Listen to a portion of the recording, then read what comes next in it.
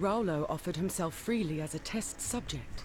With the spike, Meligaro injected Raulo with a high dose of calibric extantia, thus gifting the poor man with both endless life and horrific deformity. In honor of his sacrifice to Meligaro's work, the Inquisitor gave Raulo a new name, Fidelitas. I thought Dominus was a leader of vision, of purpose, the man who would resurrect the Eternal Empire. In truth, Dominus is only after power, the black thaumaturgical power locked within the virtue gems. He wishes to create a new empire, one in his own image. I drank every night to try and wipe that image from my mind. It's still there. Just everyone and everything just looking like Dominus. And well, he was trying to make it in his own image. I remember someone positing the thing before that there's like infinite other realities and infinite possibility. So technically, if that's true, then that is actually a thing. That there is a, you know, like if there's infinite possibility with infinite amount of alternate realities, then anything you can think of is completely true, no matter in some, you know, infinity of them infinity of alternate things out there, no matter how nonsensical, because there's infinity of, you know, canvases with infinite amount of options, then inevitably one of them's going to be, you know, exactly what you imagined. By one, I mean an infinity. So, yeah. Sounds ridiculous, but yeah, if those two things hold true, then you know, it is what it is.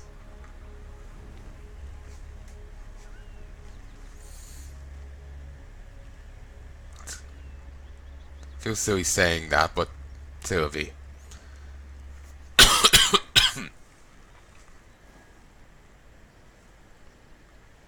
Excuse me. But yeah, I feel silly saying it, but yeah, it's a fun little idea to play with, you know? Just seeing, like, just think about and whatnot, you know? Because it can easily get rather ridiculous and silly, you know? It's kind of fun to think about. Our expedition made camp in the Western Forest while Piety took a few men through the pass to Axiom Prison. She was after the research notes of one Chevron of Umbra, a witch who devoted herself to the study of transfiguration during the latter days of the Eternal Empire. Piety returned alone and disturbingly happy with her findings. I've learnt that when Piety is happy, misery is soon to follow for everyone else. Ah! Ooh, ooh, ooh, ooh. Ooh. Yes.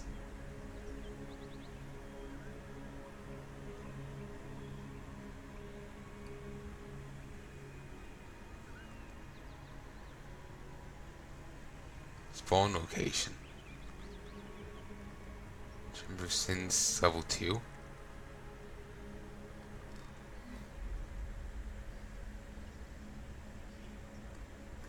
I don't know why I can't get this. But swap to this one.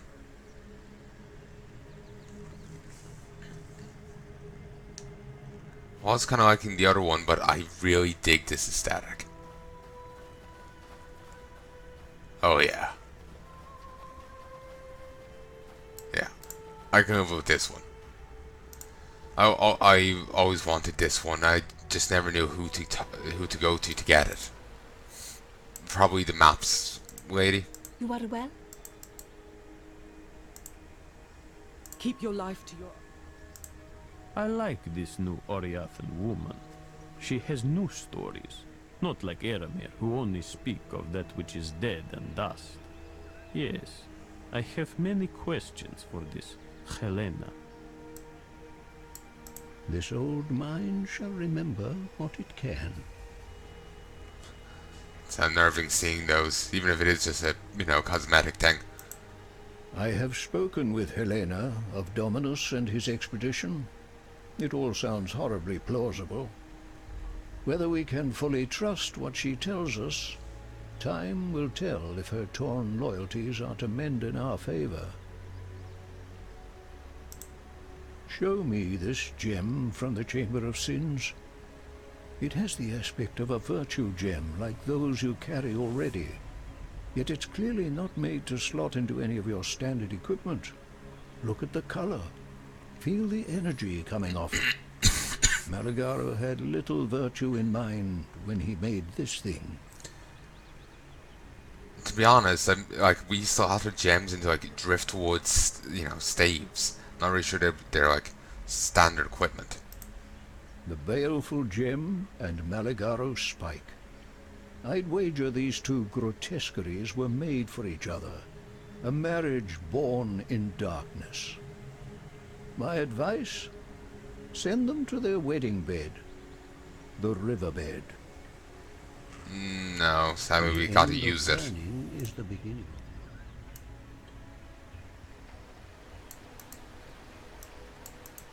Greetings. Exile, you are a welcome omen. See you. I don't think there's daily missions anymore. Hello. Yeah, they got removed. Daily missions. Okay, we can talk to him about people who we haven't actually met yet. So I'm not going to talk to him about any of those yet.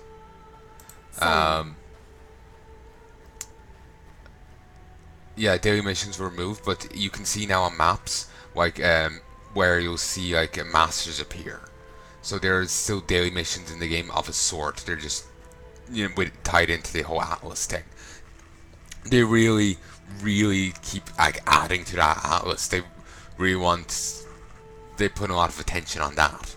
I suppose it is basically the end game, the absolute end game content.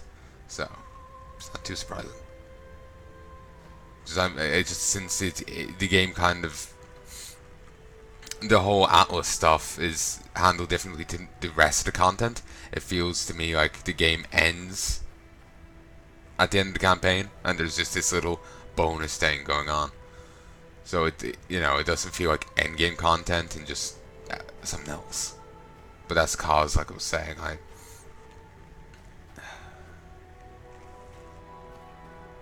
I know,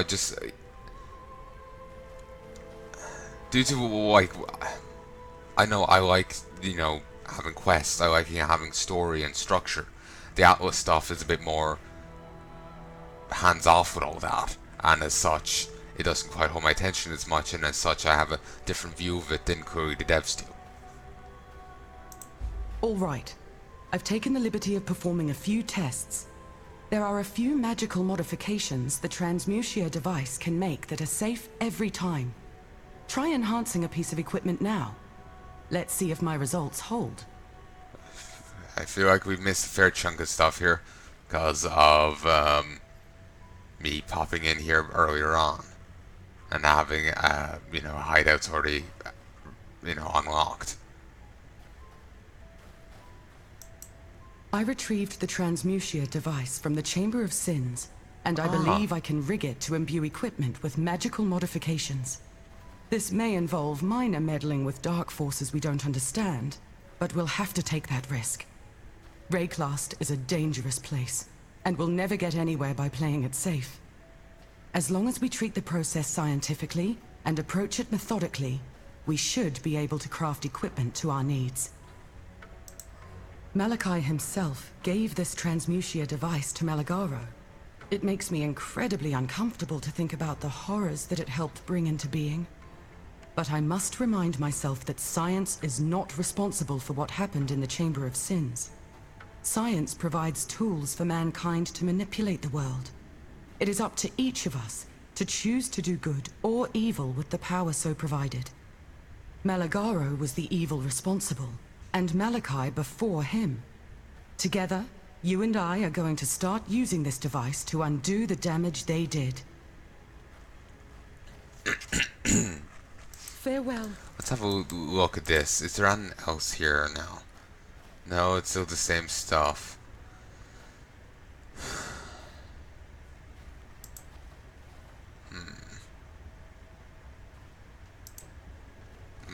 One-handed melee. We had some out of that type. Sure, let's put that on it.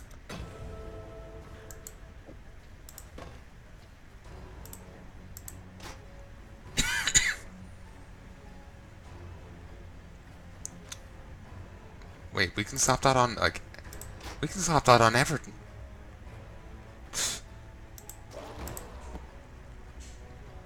Oh.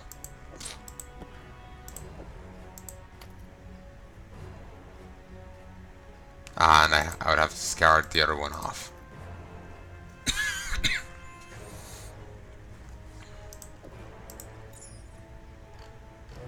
Ah, and this can't get it. Interesting. So it's not really an all kind of deal. Actually, yeah. If you click on it, you'll see what it is part of. Rings and that. No space for more mods.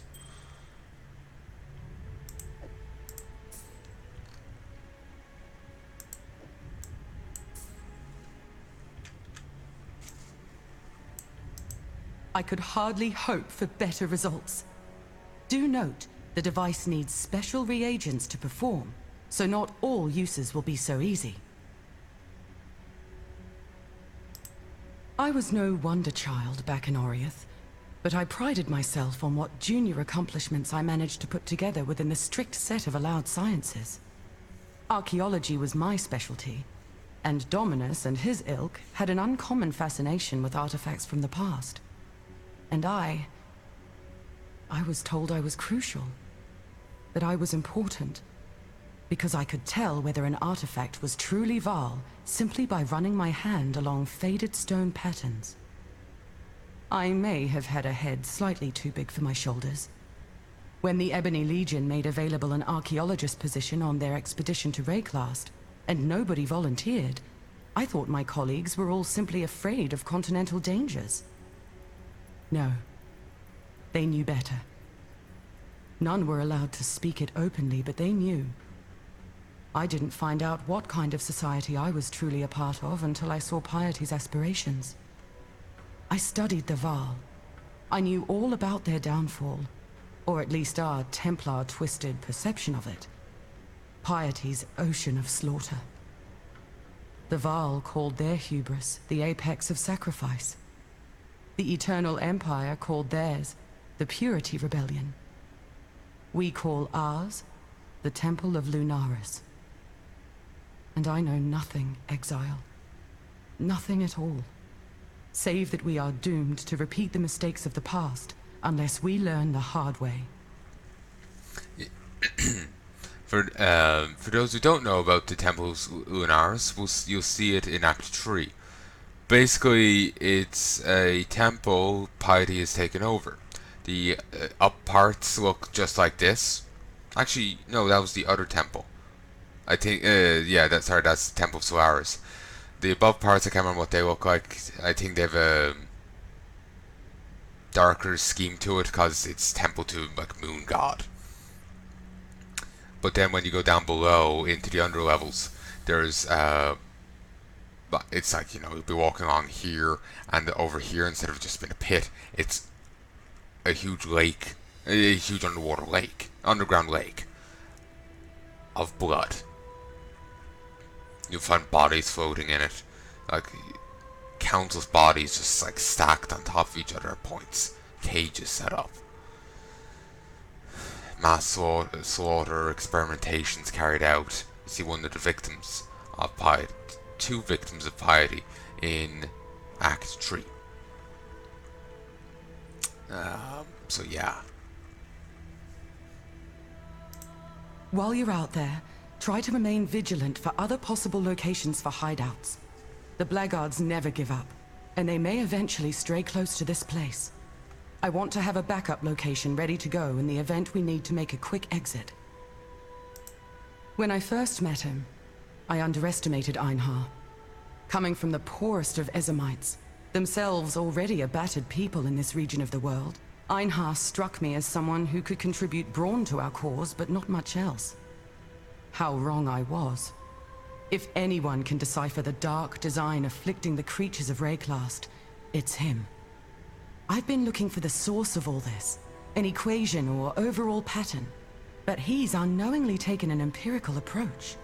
By learning about and understanding every single corrupted animal, and the energies their blood contains, he's done more to advance our understanding of the problem than I could ever have done myself.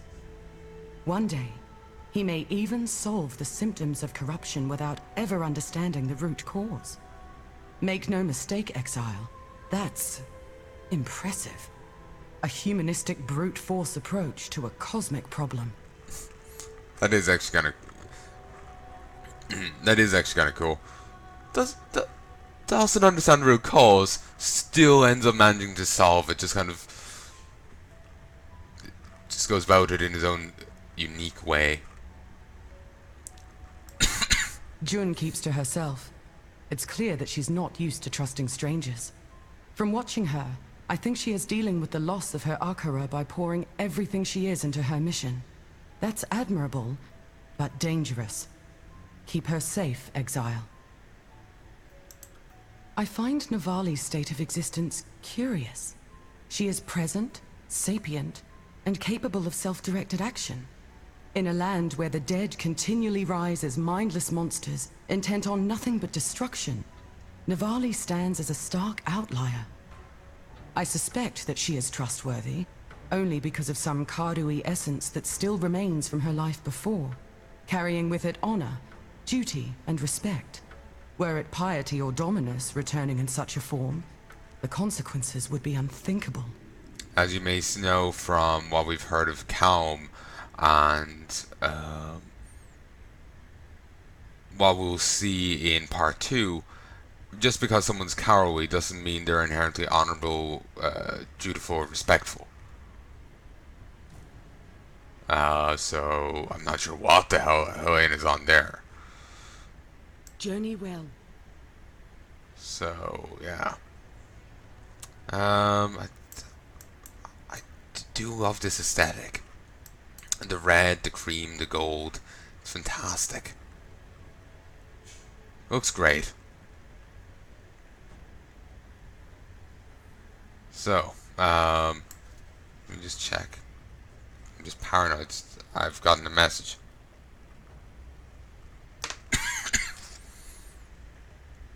No, I didn't. This is huge. Oh, the map device is still down. Nice.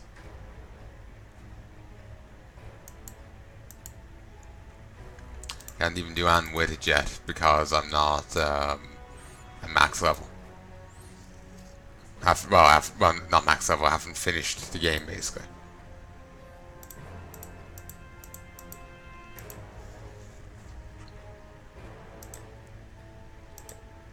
Okay. Yeah, I'm gonna go do this next, but I can play for a bit longer. I'll just send a message seeing how much longer dinner will be. It's a bit late for dinner, but to be fair, we've had it much later some days.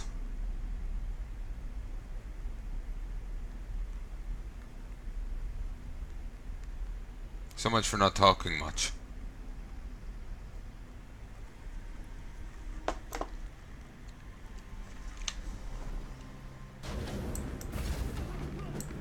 Do I know you?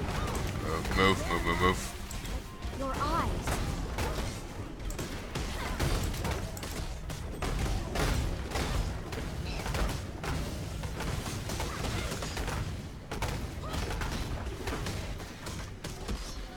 Get him. Finally. Wait. Again? We can arrive at an accord.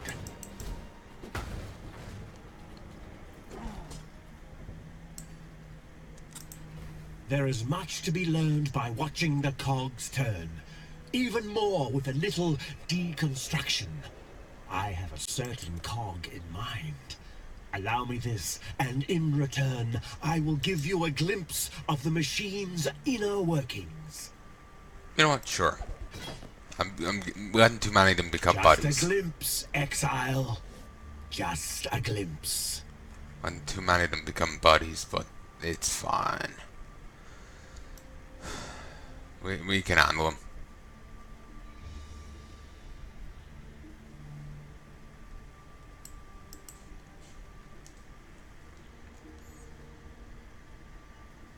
I'm just hoping I can get the rest of the level from these zones.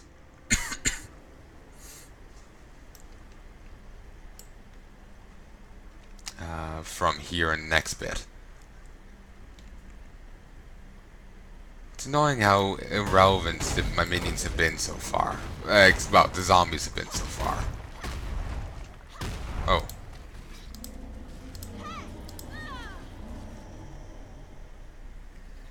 Okay, in actuality, I'm going to actually end this here. Dinner will be getting put out in a few moments, so I'll just call quits. Ooh.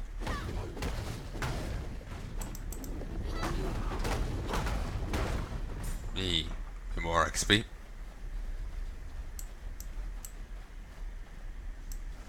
Actually, let's grab this. Fantastic. We'll worry about that next time.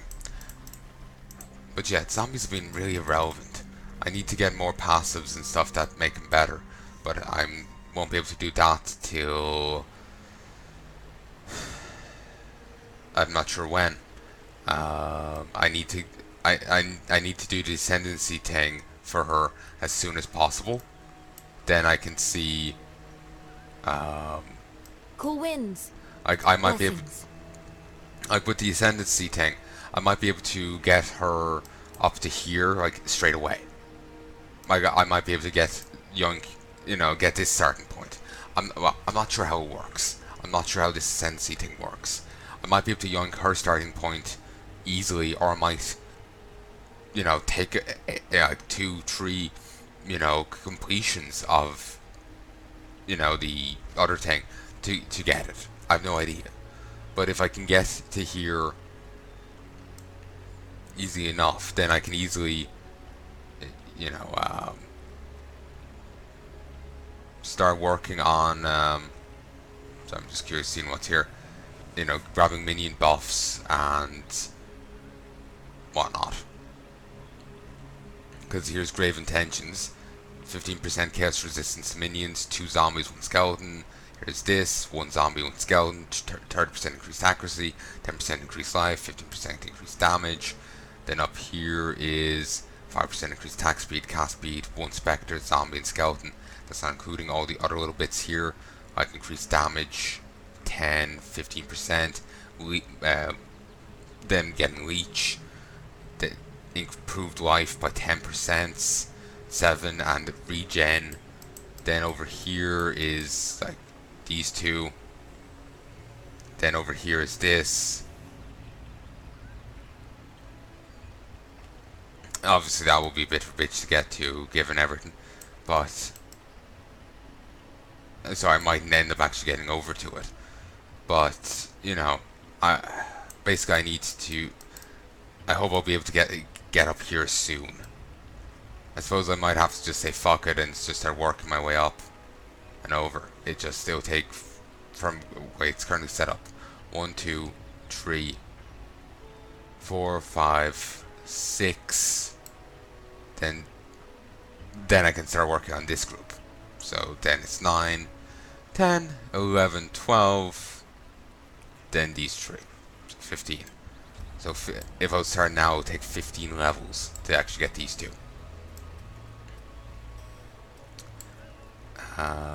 Of course, if I was doing it from here, it would be 1, 2, 3, 4, 5, 6, 9, 11, 14. It would actually only be 1 less. Huh. So it's not as much of a benefit as I thought. Interesting. But anyway, we'll worry about that all later. For now, I need to just focus on getting this little group done. Then I could grab this group, because providing the stack additionally 50% increased lights recovery from flasks and a 10, 25. Okay, and a 50% mana recovery from flasks. That's pretty great. It's also reduced flask charges used and increases maximum mana. So yeah. Then getting those two might be pretty handy. Or I could go and see about completing this, just to get even more life. Or I could just go see about getting more damage stuff. Working towards something on that front. But again, all this can wait till next time. I sincerely hope you've enjoyed, and if you've anything you'd like to say, please let me know in the comment section below. And I do hope you join me again. Till then, love and peace, baby.